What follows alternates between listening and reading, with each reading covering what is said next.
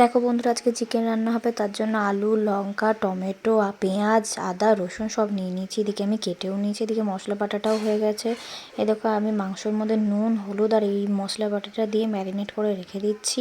এইদিকে gas জ্বালাচ্ছি। Gas জ্বালিয়ে কড়াইটা চাপিয়ে দিচ্ছি। কড়াইটা একটু গরম হলেই আমি তেলটা দিয়ে দেবো। এদিকে দেখো কড়াইটা গরম হয়ে গেছে, তাই আমি তেল দিয়ে দিচ্ছি।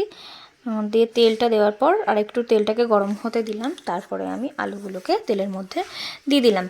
নুন, হলুদ দেওয়ার পর আমি আলুগুলোকে ভালো করে নেড়ে নিচ্ছি। দেখো তারপরে এইদিকে আলুগুলো ভাজা হয়ে গেছে, লাল লাল তুলে নিচ্ছি। দিয়ে ওই তেলটাতেই আমি পেঁয়াজগুলো যেগুলো কুচুইয়ে করে রেখেছিলাম সেগুলোকে দিয়ে দিলাম। তারপর পেঁয়াজগুলোকে একটু নেড়ে চেড়ে নিচ্ছি নুন হলুদ দিয়ে। তারপরে তার সাথে সাথেই আমি যে বাটা মশলাটা করেছিলাম আদা, রসুন, টমেটো দিয়ে ওইটা দিয়ে দিচ্ছি। তারপরে ওটাকেও ভালোভাবে নেড়ে চড়ে নিচ্ছি। নেড়ে নেওয়ার পর ভালো করে একটু কষিয়ে নিচ্ছি। কষিয়ে নেওয়ার পর এদিকে আদা, জিরে, ধনে একটা বাটা রেখেছিলাম সাইডে, ওটাকেও দিয়ে দিচ্ছি। দেখো দিয়ে এটাকেও ভালোভাবে কষিয়ে নিচ্ছি।